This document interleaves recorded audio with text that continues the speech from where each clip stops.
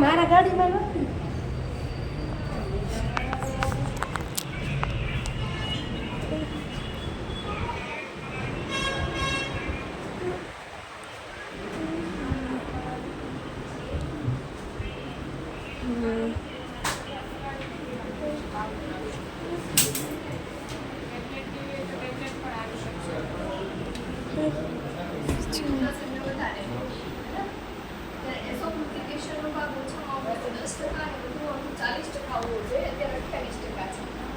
જે બે હાડકા વચ્ચેનું જે લિક્વિડ ફોર્મ હોય કે જે શરીરના જે વધારાના